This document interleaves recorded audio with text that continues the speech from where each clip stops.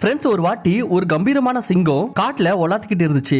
அப்போ அதோட கண்ணுல ஒரு அழகான மான் தென்பட்டுச்சு. இத பார்த்த உடனே அந்த சிங்கத்தோட மனசுல ஒரு காதல் ஏற்பட்டுச்சு. இத வெளிப்படுத்துற விதமா அந்த சிங்கம் சொல்லிச்சு, மான் கிட்ட நான் உன்னை காதலிக்கிறேன் அப்படின்னு, அண்ட் நான் உன்னை கல்யாணம் பண்ணிக்க விரும்புறேன். இந்த வார்த்தைகளை கேட்டுட்டு அந்த மான் அழுதுகிட்டே சொல்லிச்சு, மகாராஜா என்ன மன்னிச்சிடுங்க, ஏன்னா இந்த முடிவு என்னோட அப்பா தான் எடுக்கணும். சோ இதுக்காக நீங்க அவர்கிட்ட இந்த விஷயத்தை பத்தி பேசிட்டீங்கன்னா இது இன்னும் கொஞ்சம் பெட்டரா இருக்கும். இதை கேட்டதும் அந்த சிங்கம் மறுநாளே அவங்க அப்பாவை சந்திக்க போச்சு. சிங்கத்தை அந்த இடத்துல பார்த்த உடனே எல்லா மான்களும் ரொம்பவே அலறடிச்சு ஓட ஆரம்பிச்சது. ஆனாலும் அந்த மானோட அப்பா அழுதுகிட்டே அந்த சிங்கத்தோட கால்ல விழுந்துச்சு. அப்புறம் அழுதுகிட்டே சொல்லிச்சு, மகாராஜா உங்களோட நகங்க எவ்வளவு கூர்மையா இருக்கு தெரியுமா, அப்புறம் உங்களோட பல்களும் பாத்தீங்கன்னா ரொம்ப கூர்மையா இருக்கு. அப்படி நீங்க என்னோட பொண்ணை கல்யாணம் பண்ணிக்கிட்டீங்கன்னா ஒருவேளை ஏற்படுறதுக்கான வாய்ப்பு இருக்கு. உங்களோட கூர்மையான பல்கள் நகலத்தோட காரணத்தினால என்னோட பொண்ணோட உயிர் கூட போயிடலாம். இதனால என்ன மன்னிச்சிடுங்க மகாராஜா, என்னோட பொண்ணை உங்களுக்கு கல்யாணம் பண்ணி வைக்க முடியாது. பாவம் இதை கேட்ட உடனே அந்த சிங்கம் ரொம்பவே கவலையாயிடுச்சு. அதுக்கப்புறம் அந்த இடத்துல இருந்து போயிடுச்சு. ஆனா இந்த நேரத்துக்குலாம் பாத்தீங்கன்னா அந்த சிங்கம் அந்த மானோட காதல்ல பைத்தியமாயிடுச்சு. இப்போ முடிவு எடுக்க வேண்டிய நேரம். ஒரு பக்கம் பாத்தீங்கன்னா அந்த மான் மேல இருந்த காதல், அதே இன்னொரு பக்கம் அதோட பலமான பல்களும் நகங்களும். ஆனா இந்த சிங்கம் காதல் பைத்தியத்துல எதுவுமே யோசிக்காமலேயே அதோட நகங்களை வெட்டிடுச்சு. அப்புறம் அதோட கூர்மையான பல்களையும் பாத்தீங்கன்னா கல்லுல இடிச்சிடுச்சு, அதை உடைச்சிடுச்சு. இந்த காரணத்தினால அந்த சிங்கம் நேத்து வரைக்கும் பாத்தீங்கன்னா ரொம்பவே கம்பீரமா பலமா சுத்திட்டு இருந்தது. இன்னைக்கு அதோட நிலைமை அதோட பசி ஆற்றிக்க அதால வேட்டைக்கு கூட போக முடியல. இப்போ இந்த சிங்கம் இந்த நிலைமையில அந்த மானோட வீட்டுக்கு போச்சு.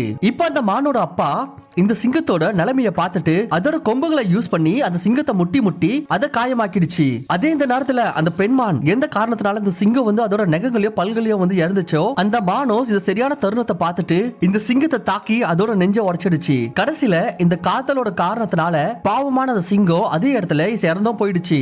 காய்ஸ், இந்த கதை பாத்தீங்கன்னா கற்பனை தான். ஆனா இந்த இடத்துல நம்மளுக்கு ரெண்டு விஷயம் கத்துக்க கிடைக்குது. முதல்ல இந்த கதை பாத்தீங்கன்னா இணைய காலத்துல இருக்கிற யூத்தை ரெப்ரசென்ட் பண்ணுது. ஏன்னா இன்னைக்கு நம்மளோட யூத் கூட இந்த சிங்கம் மாதிரியே ரொம்பவே வலிமையா சக்திசாலியா இருக்கிறாங்க. அவங்களோட வாழ்க்கையில வெற்றி பெற முடியும் அவங்களால. ஆனா என்ன ஆகுதுன்னு பாத்தீங்கன்னா இவங்களும் இந்த சிங்கம் மாதிரியே இந்த மானோட காதல்ல விழுந்துட்டு அவங்களோட உள்ள இருக்கிற பலத்தை மறந்துடுறாங்க. அதுக்கப்புறம் அவங்க நம்மள ஏமாத்தும் போது அப்பதான் அவங்களோட உண்மையான ரூபம் நம்ம கண்ணெதிர்க்க தெரிய வருது. பட் ஆனா அந்த டைமுக்கு பாத்தீங்கன்னா அது ரொம்பவே லேட் ஆயிட்டு இருக்கும். அதே ரெண்டாவது லெசன் நம்மளுக்கு என்ன கத்துக்க கிடைக்குதுன்னா, இந்த உலகம் வெறும் பவர்ஃபுல்லான ஆட்களுக்கு எதிர்க்க மட்டும் தான் அது தலகுனியும். சோ இதனால எப்பவுமே பவர் உங்களோட கையில வச்சுக்கோங்க. ஏன்னா எந்த நாள் இந்த பவர் உங்களோட கையை விட்டு போகுதோ அப்போ நீங்க வேட்டையாடு சாப்பிடுற மான் கூட பாத்தீங்கன்னா அது உங்களை தாக்கி கொன்னுடும். இதனால உங்களுக்கு வயசாகிறதுக்கு முன்னாடி இந்த உண்மையை நல்லா புரிஞ்சுக்கோங்க. சோ கைஸ், இதே மாதிரியே இன்னும் 6 கசப்பான உண்மைகளை இந்த வீடியோல நான் உங்க கூட ஷேர் பண்ண போறேன். அண்ட் இந்த எல்லா விஷயத்தையும் நீங்க உங்களோட வயசாகிறதுக்கு முன்னாடி நீங்க இப்பவே தெரிஞ்சுக்கணும். அதுக்காக நீங்க இந்த வீடியோவை கடைசி வரைக்கும் என் கூடவே பாருங்க. ஃப்ரெண்ட்ஸ், இந்த வீடியோனுடைய ஸ்டார்டிங்ல கொடுக்க மறந்துட்டோம். அனைவருக்கும் பொங்கல் வாழ்த்துக்கள். ஆனா பொங்கல் வாழ்த்துக்கள் மட்டும் கொடுத்தா அதுல என்ன இருக்கு, ஒரு பரிசு கூட கொடுக்கணும் இல்லையா? அதை பற்றி தான் நான் இப்ப சொல்ல போகுது. தாய் பிறந்தால் வழி பிறக்கும்னு சொல்லுவாங்க. ஆனா வழி தானா பிறந்துருமான்னு கேட்டா கிடையாது. திறமை, அறிவு மற்றும் உழைப்பு ரொம்ப முக்கியம். இப்படியான அறிவு மற்றும் திறமை வளர்க்கறதுக்கு நமக்கு ஒரு வழிகாட்டியா இருக்கிறது தான் குக்கு எஃப்எம். உங்களுக்கு பிடித்த மாதிரி உங்கள் வாழ்க்கையில மேலும் மேலும் வெற்றி பெற அறிவை வழங்குற புக்ஸ் நிறைய எங்க ஆடியோ ஃபார்மேட்ல கிடைக்குது. வெறும் 39 ரூபாயில் உங்க திறமைக்கான பயிற்சியை தொடங்குங்கள். இந்த ஆஃபர்ல குக்கு எஃப்எம்னுடைய சப்ஸ்கிரிப்ஷன் உங்களுக்கு கிடைக்கிறதுக்கு நீங்க இந்த பொங்கல் 60 அப்படின்ற கூப்பன் கோடு யூஸ் பண்ணிடுங்க. டிஸ்கிரிப்ஷன் பாக்ஸ்லும் பின் கமெண்ட்லும் குக்கு எஃப்எம்னுடைய டீடைல்ஸ் கொடுத்துருக்கு. இப்போவே செக் பண்ணி பாருங்க. குக்கு எஃப்எம்னுடைய மெம்பர்ஷிப் எடுங்க. திருப்பி வீடியோக்கு வாங்க. So beautiful people, you are watching Time for Greatness. So guys, ஒரு வாட்டி பாத்தீங்கன்னா ஹார்வர்ட் மெடிக்கல் ஸ்கூலோட டாக்டர் ஆனி யோசிச்சாங்க அவங்க ஹாஸ்பிடல்ல வேலை செய்யற ஆட்களோட டயட்டை இம்ப்ரூவ் பண்ணலான்னு. அதுவும் யாருக்கும் எதுவும் தெரிவிக்காம யார்கிட்ட எதுவுமே சொல்லாமலேயே. சோ இந்த இம்பாசிபிளான விஷயத்தை நிறைவேற்றுறதுக்காக ஆனி அவங்களோட கொலீக் கூட சேர்ந்தாங்க. முழு ஹாஸ்பிட்டலோட கேஃபேட்டரியாவோட இன்ஃப்ராஸ்ட்ரக்சரை கொஞ்சமா சேஞ்ச் பண்ணாங்க. முன்னாடி ரெஃப்ரிஜரேட்டருக்குள்ள பாத்தீங்கன்னா வெறும் சோடா அப்புறமா கூல்ட்ரிங்க் மட்டும் தான் வச்சிருப்பாங்க. இப்போ டாக்டர் அந்த இடத்துல தண்ணிய வச்சுட்டாங்க. அது மட்டும் இல்ல, ஹாஸ்பிடல்ல மூலா மூலைக்கு எல்லா கார்னர்லயும் தண்ணியோட பெரிய பெரிய கேன்களை வச்சுட்டாங்க. இதனால என்ன ஆச்சுன்னு பாத்தீங்கன்னா வாட்டர் பாட்டில அக்சஸ் பண்றது அவங்களுக்கு சுலபமாயிடுச்சு. இந்த சேஞ்சஸ் பார்க்கிறதுக்கு வேணும்னா ரொம்பவே சின்னதா தெரியலாம். ஆனா உங்களுக்கு தெரியுமா இதோட இம்பாக்ட் என்னவா இருந்துச்சுன்னு?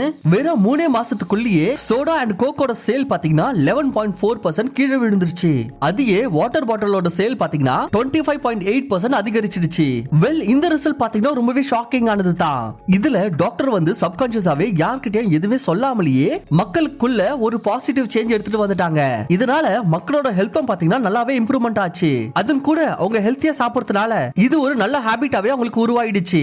அண்ட் பெஸ்ட் பார்ட் என்னன்னு பாத்தீங்கன்னா இந்த மாதிரி நடந்ததாவே மக்களுக்கு தெரியாது. சோ இந்த விஷயத்தை கன்க்ளூட் பண்ற விதமா ஆனி என்ன சொல்றாங்கன்னா, அதாவது environment is the invisible hand that shapes the human behavior. அதாவது நம்மளோட அக்கம் பக்கத்துல நம்மளுக்கு கண்ணுக்கு தெரியாத ஒரு கைகள் இருக்கு.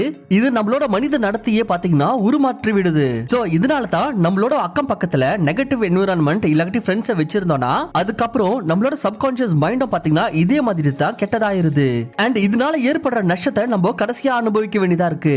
அதையே நம்மளோட அக்கம் பக்கத்துல இருக்கிற என்விரான்மெண்ட்டை வந்து நம்ம பாசிட்டிவா வச்சிருந்தோம்னா அப்போ இதோட ரிசல்ட்டும் கூட பாத்தீங்கன்னா ஆட்டோமேட்டிக்கா நம்மளுக்கு பாசிட்டிவா தான் இருக்கும். சோ கைஸ், உங்களோட வயசு ஆகிறதுக்கு முன்னாடி இந்த தப்பை சரி பண்ணிக்கோங்க. அப்ப வெற்றி உங்களுக்கு 100% கிடைக்கும். நம்பர் 4 அண்ட் ஃப்ரெண்ட்ஸ், ஹாலில வந்து ரிசர்ச்சர்ஸ் வாழ்க்கையில தோத்த சில ஆட்களை வந்து ஒன்னு சேர்த்தாங்க. இதுல சில ஸ்டூடெண்ட்ஸ் இருந்தாங்க, இவங்க படிப்புல சரியா இல்ல. அண்ட் கொஞ்சம் பிசினஸ்மேன்ஸ் அண்ட் ஆண்டர்பிரினர் கூட இருந்தாங்க. இவங்களால பிசினஸ்ல சக்சஸே பார்க்க முடியல. அதே போலயே இந்த கும்பல்ல இந்த மாதிரியான சில ஆட்களும் இருந்தாங்க, யாரெல்லாம் அவங்களோட லைஃப்ல முழுசா ஃபெயில் ஆனாங்களோ. இப்போ இந்த எல்லா ஆட்களையும் பாத்தீங்கன்னா ரிசர்ச்சர்ஸ் ஒரு தெரியாத ரூம்ல ஒரு லோ பேட்டரி போன் அண்ட் சார்ஜரை கொடுத்து அந்த டோரை க்ளோஸ் பண்ணிட்டாங்க. இப்போ அவங்க கிட்ட என்ன சொன்னாங்கன்னு பாத்தீங்கன்னா, அப்படி மொபைல் வந்து டெட் ஆயிடுச்சுன்னா அப்ப நீங்க $100 ஃபைன் தரணும். அதையே நீங்க இந்த போனை வந்து 100% சார்ஜ் பண்றதுக்கான வழியை கண்டுபிடிச்சிட்டீங்கன்னா அப்ப ரிசர்ச்சர்ஸ் நாங்க எங்க சைடுல இருந்து உங்களுக்கு $500 ரிவார்ட் தருவோம். இதனால என்ன ஆச்சுன்னு பாத்தீங்கன்னா, இந்த லோ பேட்டரி ஆகிற போனை வந்து டெட் ஆகாம அதை காப்பாத்துறதுக்காக இந்த மக்கள் அவங்களோட ரூம்ல பாத்தீங்கன்னா சார்ஜிங் பாயிண்ட் வந்து தேட ஆரம்பிச்சாங்க. ஆனா இங்க ட்விஸ்ட் என்னன்னு பாத்தீங்கன்னா, அந்த ரூம்ல ஏகப்பட்ட சார்ஜிங் பாயிண்ட்ஸ் இருந்துச்சு. ஆனா இதுல வெறும் ஒரே ஒரு சார்ஜிங் போர்ட் மட்டும் தான் வேலை செய்யுமா. இதனால மக்கள் திரும்ப திரும்ப இருக்கிற எல்லா சார்ஜிங் போர்ட்லயும் அந்த சார்ஜிங் பாயிண்ட் வந்து போட்டு ட்ரை பண்ணிட்டே இருந்தாங்க. அப்புறம் செக் பண்ணிட்டு இருந்தாங்க சார்ஜ் ஆகுதா இல்லையான்னு. அப்படி சார்ஜ் ஆகலனா உடனே சார்ஜரை வந்து அந்த சாக்கெட்ல இருந்து எடுத்து இன்னொரு சாக்கெட்ல போட்டு ட்ரை பண்ணாங்க. அண்ட் ஃபைனலி எல்லா பார்ட்டிசிபென்ட்டும் பாத்தீங்கன்னா அவங்களோட ரூம்ல சரியான சார்ஜிங் பாயிண்ட் வந்து கண்டுபிடிச்சிட்டாங்க. அண்ட் அதன் கூடவே அவங்களோட மொபைலை வந்து டெட் ஆகாம அதை காப்பாத்திட்டாங்க. அண்ட் ஃபைனலி இதுக்கான கன்க்ளூஷன் கொடுக்கிற விதமா ரிசர்ச்சர்ஸ் என்ன சொன்னாங்கன்னா, நீங்க முதல் வாட்டி ஏதோ ஒரு சாக்கெட்ல வந்து உங்களோட சார்ஜர் பாயிண்ட் வந்து போட்டப்போ அண்ட் உங்களோட போனை வந்து சார்ஜ் ஆகாம இருந்தபோது நீங்க அதே சாக்கெட் பாயிண்ட்ல வந்து நிக்கல. நீங்க உடனே பாத்துட்டீங்க இந்த இடத்துல வந்து போன் சார்ஜ் ஆகலன்னு. சோ அதுக்காக நீங்க வேற ஒரு சார்ஜிங் பாயிண்ட் பார்த்துட்டு அங்க மூவ் ஆயிட்டீங்க. அண்ட் கொஞ்ச நேரத்திலே பாத்தீங்கன்னா நீங்க சரியான சார்ஜிங் பாயிண்ட் வந்து கண்டுபிடிச்சிட்டீங்க. அண்ட் உங்க போனையும் டெட் ஆகாம அதை காப்பாத்திட்டீங்க. அண்ட் சேம் இதே பிரின்சிபலை தான் நீங்க உங்களோட study, job, finance and love லைஃப்லயே அப்ளை பண்ணணும். அதாவது உங்களோட போன் வந்து சார்ஜ் ஆகலனா அப்ப நீங்க அதே சாக்கெட்ல வந்து உங்க போனை வந்து ஒரு நாள் ஃபுல்லா வந்து விட்டுருக்க மாட்டீங்கல்ல. கண்டிப்பா இது மாதிரி பண்ண மாட்டீங்க. நீங்க சிம்பிளி உங்களோட சார்ஜரை வந்து அந்த சாக்கெட்ல இருந்து எடுத்துடுவீங்க அண்ட் வேற ஏதாவது ஒர்க்கிங் சாக்கெட்டை வந்து தேடி போவீங்க. அண்ட் சரியான சாக்கெட்டை கண்டுபிடிச்சு ஆக்சுவலி எங்க சார்ஜ் ஆகுதோ அந்த இடத்துல வந்து நீங்க ஃபிக்ஸ் பண்ணிடுவீங்க. சோ இதே மாதிரி தான் गाइस, இதை ஞாபகம் வச்சுக்கோங்க. அப்படி ஏதாவது ஒரு விஷயம் வந்து நீங்க எதிர்பார்க்கிற விதமான அதுக்கான ரிசல்ட் வந்து கொடுக்கலனா உங்களுக்கு அந்த பட்சத்துல நீங்க முதல்ல வந்து உங்களோட 100% கொடுங்க. அதை சரி பண்ணி உங்களுக்கு தேவையான ரிசல்ட் எடுத்துன்னு வர மாதிரி. பட் அப்படி பண்ணியோ உங்களோட போன் வந்து எரியலனா அப்ப தெரிஞ்சுக்கோங்க இது வந்து நீங்க மாற வேண்டிய இடம்னு. You have to find another socket. இப்போ உங்களோட வயசு ஆகிறதுக்கு முன்னாடி இந்த உண்மையை நல்லா புரிஞ்சுக்கோங்க. அப்ப உங்களுக்கு வெற்றி 100% கிடைக்கும். இல்ல உடைஞ்சு போன சாக்கெட் பக்கத்திலே உட்கார்ந்துட்டு இருந்தீங்கன்னா உங்களோட வாழ்க்கையே நஷ்டமாயிடும். நம்பர் 5 ஃப்ரெண்ட்ஸ், சார்லஸ் டார்வின் பாத்தீங்கன்னா ஒரு சக்சஸ்ஃபுல் பிசிஷியன் ஃபேமிலில பிறந்தாரு. இதனால அவங்க அம்மா அப்பா என்ன எதிர்பார்த்தாங்கன்னு பாத்தீங்கன்னா அவரும் அவங்கள போலவே வந்து ஒரு சக்சஸ்ஃபுல் டாக்டர் ஆகணும்னு. அண்ட் இந்த மைண்ட் செட்லயே அவரோட அப்பாவும் சார்லஸ் டார்வினை மெடிக்கல் யூனிவர்சிட்டியில படிக்க அனுப்பிட்டாரு. ஆனா சார்லஸ்க்கு சின்ன வயசுல இருந்தே விதவிதமான மிருகங்க, பிராணிகளை பத்தி படிக்கிறது ரொம்பவே பிடிக்கும். ஆனா அவருக்கு மெடிக்கல் ஃபீல்ட்ல எந்த ஒரு இன்ட்ரெஸ்டே இல்ல. இந்த காரணத்தினால அவர் மெடிக்கல்ல வந்து சரியா ஸ்கோர் பண்ண முடியல. அதுக்கப்புறம் அவரோட அப்பா வந்து அவரை திட்டி அவரை கேம்பிரிட்ஜ் யூனிவர்சிட்டியில வந்து பாட்னி படிக்க அனுப்பிட்டாரு. அங்க போனதுமே சார்லஸ் ரொம்பவே சந்தோஷமாயிட்டாரு. அதுக்கப்புறம் அவர் ஒரு ஐலாண்டுக்கு போயிட்டு அங்க 5 வருஷம் செலவு பண்ணாரு. அங்க என்ன ரிசர்ச் பண்ணிட்டு இருந்தாருன்னு பாத்தீங்கன்னா இந்த உலகத்துல எல்லா ஸ்பீஷிஸும் எப்படி உருவாச்சுன்றது. அதுக்கப்புறம் அவர் அந்த ஜர்னில இருந்து திரும்ப அவர் வீட்டுக்கு வந்தப்போ அவருக்கு முழு ஞானத்தோட ஒரு கஜானாவே இருந்துச்சு. அதை யூஸ் பண்ணி அவர் தி தியரி ஆஃப் எவல்யூஷனை வந்து உருவாக்குனாரு. இது முழு பயாலஜியும் பாத்தீங்கன்னா திருப்பி போட்டுடுச்சு. இந்த காரணத்தினால தான் இன்னைக்கு ஹிஸ்டரியில பாத்தீங்கன்னா சார்லஸ் டார்வினோட பேர் வந்து இவ்வளவு பிரபலமா நம்ம எல்லாருக்கும் தெரிய வருது. இப்போ இந்த அதிசயம் எப்படி சம்பவம் ஆச்சுன்னு பாத்தீங்கன்னா, ஏன்னா சார்லஸ் டார்வின் எப்பவுமே சின்ன வயசுல இருந்து அவரோட பேஷனை வந்து ஃபாலோ பண்ணாரு. ஏன்னா உங்களுக்கு பேஷன் இல்லாம ஒரு வேலை செஞ்சீங்கன்னா அது வந்து உங்களோட வயித்தை வேணும்னா நிரப்பலாம். பட் அது எப்பவுமே உங்களை வந்து எக்ஸ்ட்ரீம்லி ஒரு சக்சஸ்ஃபுல்லான பர்சனா வந்து உருவாக்காது. சோ இதுக்காக தான் உங்களோட வயசு ஆகிறதுக்கு முன்னாடி இந்த உண்மையை வந்து தெரிஞ்சுக்கோங்க. அண்ட் நேரம் இருக்கும் போது உங்களோட பேஷனை வந்து கண்டுபிடிங்க.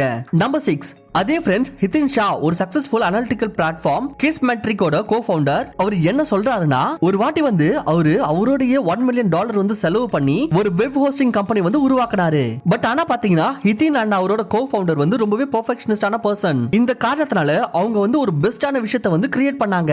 ஆனா அவங்க எதுவுமே யோசிக்காமலேயே அவங்க என்ன ஒரு விஷயத்தை வந்து கிரியேட் பண்றாங்களோ அந்த விஷயம் நிஜமாவே மக்களுக்கு தேவையா இல்லையா அப்படின்றத அவங்க யோசிக்காமலே செஞ்சுட்டாங்க.